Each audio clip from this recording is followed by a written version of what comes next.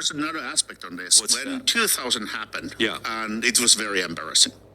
America did what America does, which is to throw $3 billion into the problem. So that created a Help America Vote Act, HAVA Act of 2002.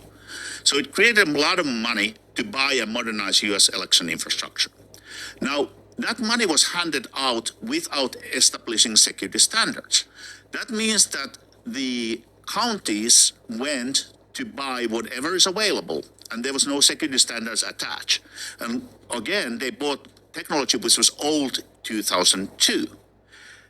So it created the problem we are dealing with right now. Now, That's not, I mean, it did create the problem we're dealing with, but that's not quite true because HAVA established the EAC, the Election Assistance Commission, and he's going to skip over that part because the EAC is who created what he's about to talk about next, which we have thoroughly documented over the last few years.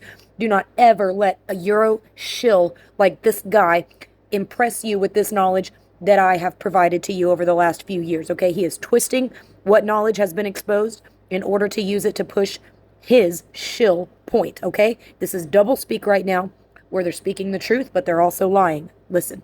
there has been no subsequent pool of money of that size, enabling another leapfrog to the next step. And also, there is still today no mandatory security standards. The certification of voting machine is called Volunteer Voting System Guidelines. The number one word is volunteer. So today we have a VVSG 1.0, 1.1, 2.0, 3.0, but basically all voting machines are still certified against the 2005 1.0 because there is no mandatory requirement to use the newest guidelines or newest standard. So what we really need is the standards to be set out. We have NIST, National Institute of Standards and Technology. They are amazing writing standards. So U.S. government has the people who can write the standards. Absolutely not.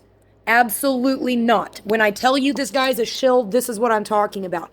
I reported to you guys the issues with the VVSG years ago. Okay, I've done that's been mentioned in multiple of my reports, the fact that the VVSG are guidelines for system security that are apparently voluntary, and that is ridiculous. Now he's suggesting that NIST start writing the standards. No, this guy's a shill. He's just trying to move it around to all these different people. Absolutely not. You and I, okay, the person listening to this, and myself, and our duly elected representatives, as best we can determine who they are, okay, are going to be the ones that write the standards. We are going to write the standards. We're not having these freaking nerds like this guy right here write our standards. This guy can't even tell the truth in one sentence. He's got to contradict himself left and right, okay? So he just is talking about how, oh, it's voluntary, but now we have to make them mandatory.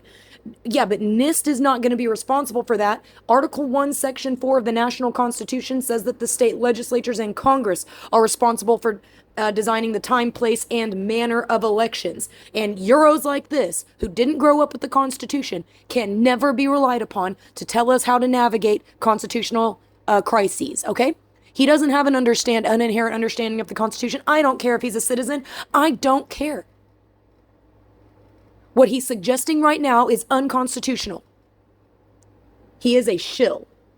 And I hope that you guys understand this and stop resharing him, stop giving him a platform when I'm over here doing this on a shoestring budget and I have given you all of this information in the past. Don't be fooled by the celebrity aspect of this little shill.